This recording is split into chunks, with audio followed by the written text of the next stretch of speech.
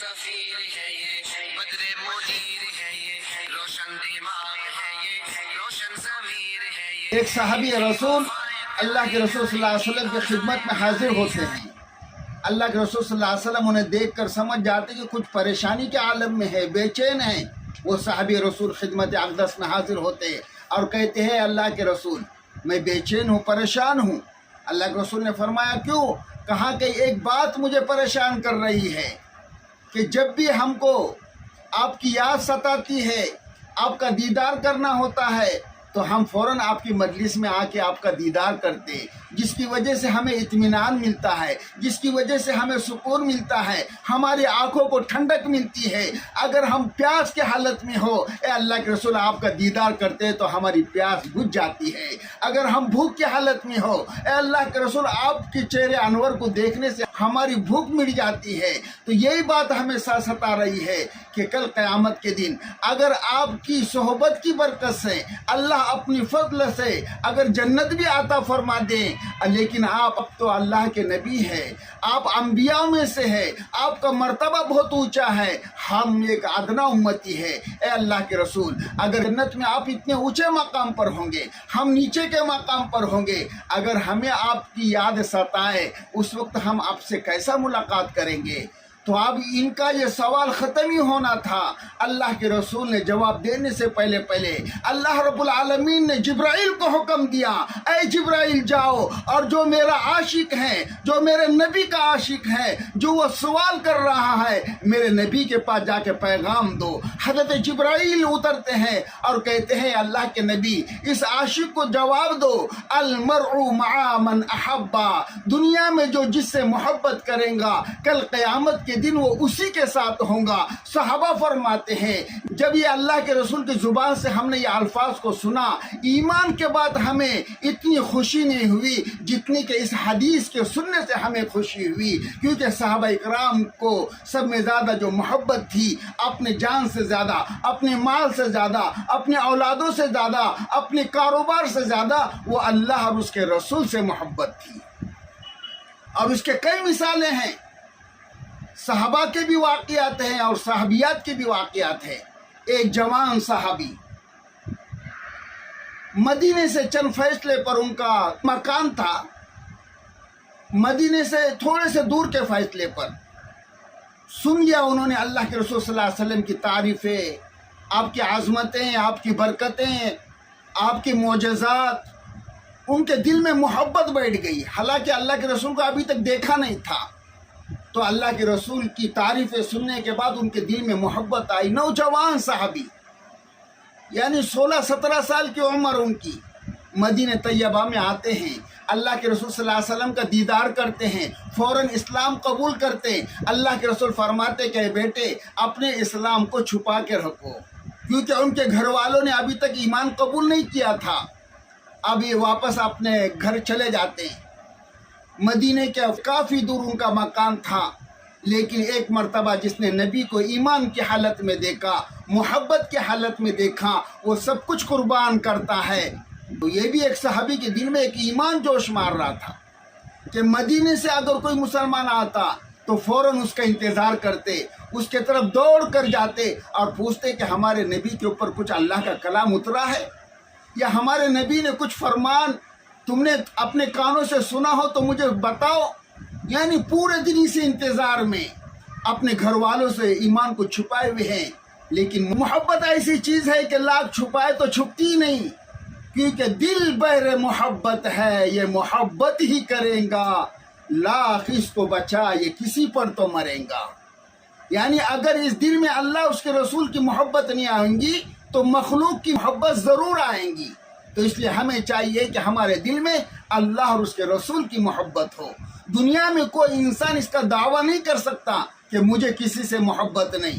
اگر اس کو جائز محبت اپنے اولادوں سے، اپنے بچوں سے، اپنے بیوی سے، اگر وہ جائز محبت اگر اس کے دل میں نہیں ہے تو اس کے دل میں حرام محبت ضرور ہوں گی. کیونکہ دل بہر محبت ہے، یہ محبت ہی کریں گا، لاکھ اس کو بچا یہ کسی پر تو مرے گا. پتھر سے ہو یا خدا سے ہو یا ہو کسی اور سے، آتا نہیں ہے چین محبت کے بغیر.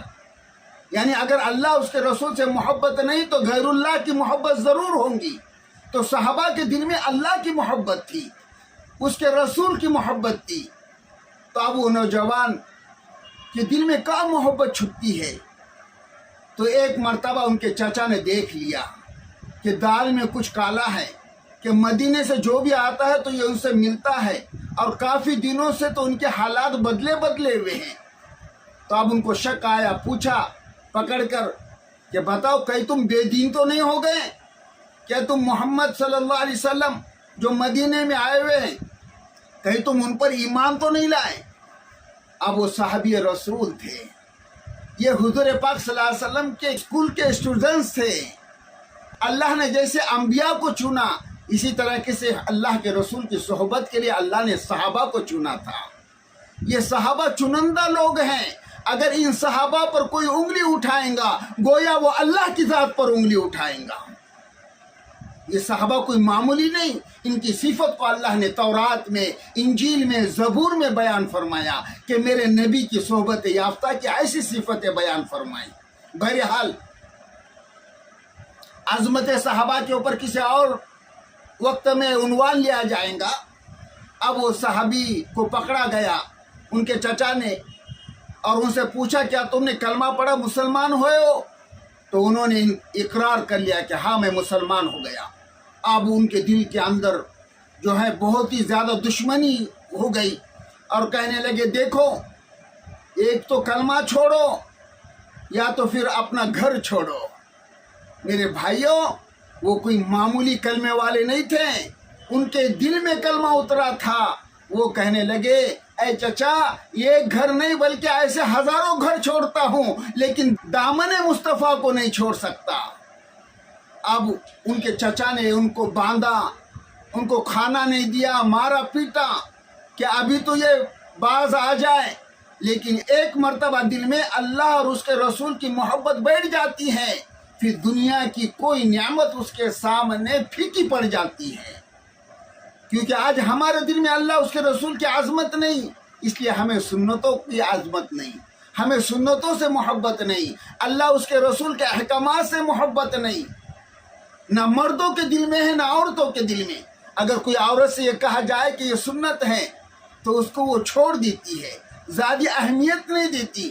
کسی مسلمان سے کہے کہ یہ اللہ کے رسول کی سنت ہے تو اس کے دل پہ جو بھی نہیں رنگتی, کیونکہ ہمارے دل میں حقیقی محبت نہیں ہے. ہم دعوے تو لاکھ کرتے ہیں کہ نبی کا دامن نہیں چھوڑیں گے, نہ ہمارے گھروں کے اندر نبی کی سنت زندہ ہے, نہ ہمارے جسموں کے اوپر نبی کی سنت زندہ ہے, نہ ہمارے اولادوں کی زندگی میں ہے, نہ ہمارے خود کے زندگی میں ہے. ہمارے پاس صرف دعوے ہیں, دعوے. اور صحابہ کے پاس ایمان بھی تھا اور دعوے بھی تھے, اور اس کے اوپر انہوں نے قربانیاں دے کر سب کچھ لٹا کر وہ محبت کو حاصل کیا تھا, کیونکہ ایمان پر ان کا سب کچھ لگا تھا. اور ہم کو اپنے باپ دادا کے گھر سے ایمان ملا. تو میرے بھائیوں, یہ ایمان کی بہت بڑی اللہ رب العالمین کی طرف سے ہمیں دولت ملی ہے. اس کی حفاظت کرنا, اور اس کی حفاظت یہ ہے اللہ اس کے رسول سے بھی محبت, اور اللہ اس کے رسول کے احکامات پر عمل کرنا, اور ان کے احکامات سے بھی محبت. بہرحال جب چچا نے دیکھا کہ بھوکا پیاسا رہنے سے بھی کچھ اثر نہیں پڑ رہا, اس کو مار پیٹ سے بھی اس کے اوپر اثر نہیں پڑ رہا, تو کہا کہ ٹھیک ہے اب ہمارے گھر سے نکل جا. بلکہ اس کے پورے بدن سے کپڑے نکال دیے گئے, جسم کے اوپر کچھ کپڑا نہیں, ننگا کر دیا گیا. بتاؤ کس لیے؟ اس دین کے لیے, اس کلمے کے لیے. کیسی کیسی صحابہ نے قربانیاں دی. تو جب ماں نے دیکھا کہ میرے آخر ماں ہوتی ہے کہ میرے جوان بیٹے کو پورا برہنہ کر دیا گیا, تو اس نے چپکے سے, جیسے وہ باہر گئے تھے تو اپنے اوپر کی ایک چادر انہیں دیوار پہ سے پھینکی کہ میرا بیٹا کم سے کم اپنے سطر تو چھپائیں گا. تو جیسے ماں نے وہ چادر پھینکی تو انہوں نے اس چادر کے 2 ٹکڑے کر دیے, اس لیے ان کا لقب بنا ہے ذوالبجادین, یعنی 2 چادر والے. اب دیکھو گھر سے نکالا گیا, ذرا تصور کرو کس لیے, کون سا جرم کیا تھا؟ اللہ کے رسول سے محبت دی تھی, आज हमें तो हुक्म दिया जा रहा है मोहब्बत करो और हम दूर भाग रहे हैं, और उनको लालच दिया जाता था कि हुजूर से मोहब्बत छोड़ दो, हम तुमको मकान देंगे, खूबसूरत बीवी देंगे, तुम्हें ज़मीन व जायदाद देंगे। लेकिन सहाबी वो सहाबा थे, सब कुछ कुर्बान करने के लिए तैयार थे, लेकिन अल्लाह के रसूल की मोहब्बत उसको छोड़ने के लिए तैयार नहीं थे। अब घर से बाहर निकले, रात का वक्त है, ईशा के बाद का, अब जाएंगे तो कहाँ जाएंगे, लेकिन कदम तो उधर ही बढ़ेंगे ना जिसके मोहब्बत के खातिर सब कुछ कुर्बान कर दिया। अब चले हैं रात के वक्त में, पूरी रात इंतज़ार करते रहे, चलते रहे, और अल्लाह के रसूल के चेहरे को तस्वुर करते रहे पूरी रात भर कि जिस चेहरे के खातिर मैंने ये सब कुर्बानियाँ दिया। अब अल्लाह के रसूल सल्लल्लाहु अलैहि वसल्लम सुबह के वक्त में फजर की नमाज पढ़ाने के बाद सहाबा को लेकर बैठे, देखे कि एक नौजवान दरवाजे पर खड़ा है और अल्लाह के रसूल की निगाह उस जवान पर, और उस जवान की निगाह अल्लाह के रसूल पर पड़ती है। इसके आंखों में आंसू है और नबी के होठों पे मुस्कुराहट है, यानी वो अपनी जुबान हाल से कह रहा है, ए अल्लाह के नबी, सारी चीज को छोड़ कर आ रहा हूँ आपके दरबार में, सबको कुर्बान कर आ रहा हूँ। अब अल्लाह के रसूल आपके सिवा अब मेरा दुनिया में कोई नहीं है। अल्लाह के रसूल सल्लल्लाहु अलैहि वसल्लम मुस्कुराए, साहबा भी देख रहे हैं कि ये नौजवान तो इससे पहले हमने नहीं देखा, लेकिन अल्लाह के रसूल उसको देखकर ऐसे खुश हो रहे कि दंदाने मुबारक भी उनके चमक रहे हैं और उनके चेहरे अनवर पे भी एक नूर चमक रहा है। ये अल्लाह के रसूल सल्लल्लाहु अलैहि वसल्लम की खुशी का आलम था। जैसे आते हैं अल्लाह के रसूल सल्लल्लाहु अलैहि वसल्लम के मजलिस में बैठते हैं, अल्लाह के रसूल सल्लल्लाहु अलैहि वसल्लम उनको असहाबे सुफा की जमात में शामिल करते हैं। अब चंद दिन गुजर गए, लेकिन इतनी कुर्बानियां दी थी, अब अल्लाह से इतनी मोहब्बत हो गई थी कि असहाबे सुफा जिक्र क्या करते थे और इनके अंदर एक वजद आता था। अब ये वजद क्या है ये हमें समझ में नहीं आएगा जब तक कि हमारे दिल में अल्लाह उसके रसूल की अजमत ना हो।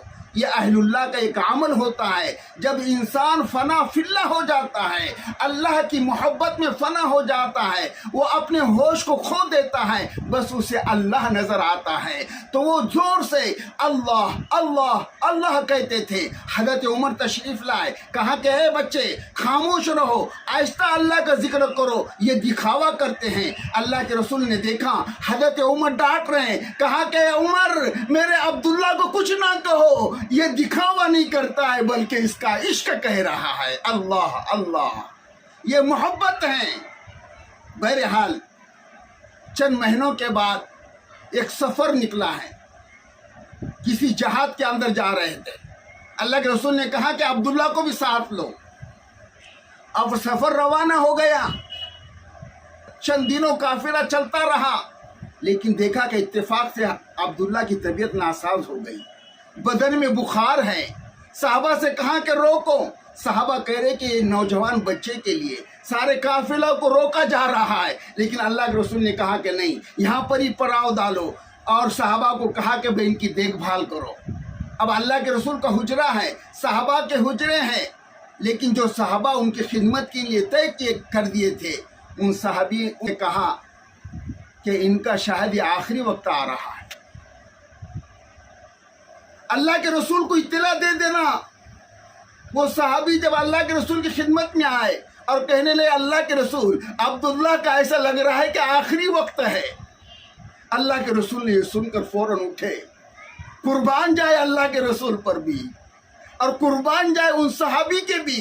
आज हमारे घर का कोई बीमार होता है तो बाप आता है, कभी चाचा आता है, कभी खाला आती है, कभी फुप्पू आती है, लेकिन कुर्बान जाऊं मैं उन साहबा पर। अगर उनको तकलीफ होती है या बीमारी होती है तो उनकी इयादत के लिए मोहम्मद रसूलुल्लाह तशरीफ लाते हैं। कितने खुशकिस्मत है वो जमात। साहबा को बुरा भला कहने वालों, ये वो साहबा है जो अल्लाह के रसूल के स्कूल के स्टूडेंट्स हैं। अगर तुम इनमें खामी निकालोगे तो गोया उस्ताद में कमी है। तो ये साहबा चुनिंदा है, ये अल्लाह के चुने हुए हैं, अल्लाह के रसूल इनके उस्ताद हैं।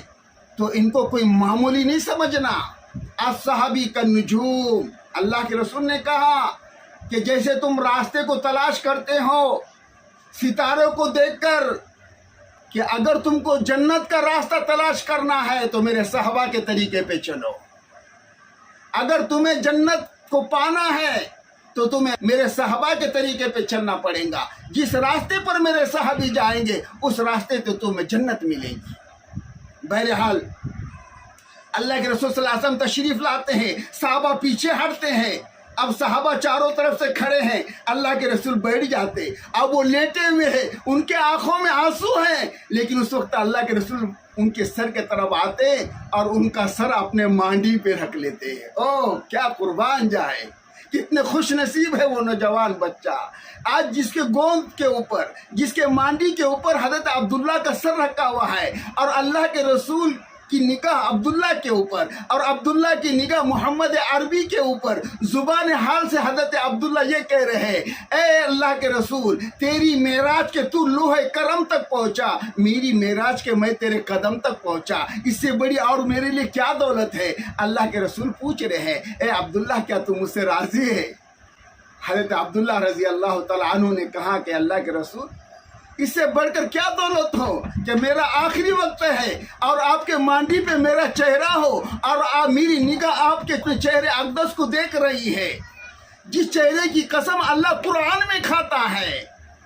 میری نگاہ آپ کے زلفوں کو دیکھ رہی ہے، جس زلفوں کی قسم اللہ کھاتے ہیں. اتنا پیارا پیارا چہرہ آخری وقت کے اندر نکل جائے دم تیرے قدموں کے نیچے، یہی دل کی حسرت، یہی آرزو ہے.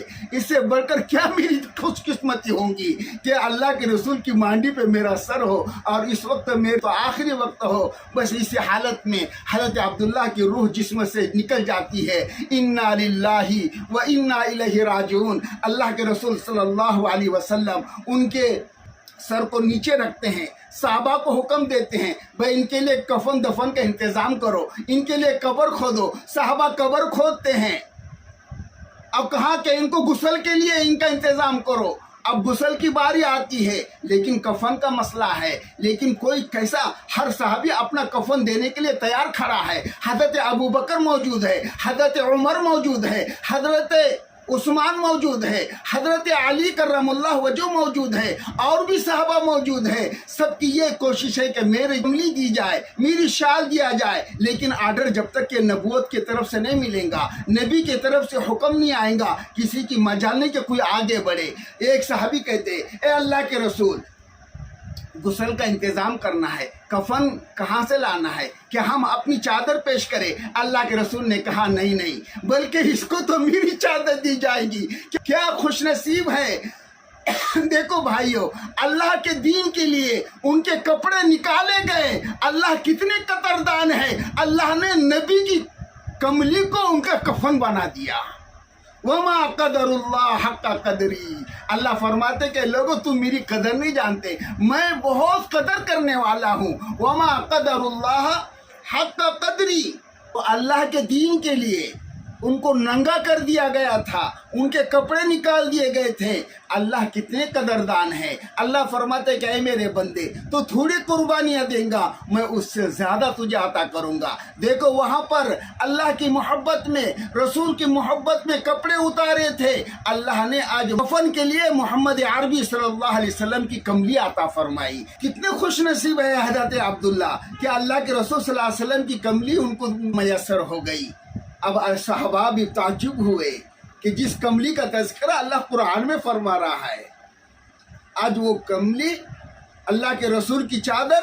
اے عبداللہ کتنے خوش نصیب ہے آپ کہ اللہ کے رسول صلی اللہ علیہ وسلم کی کملی تمہیں میسر ہو رہی ہے.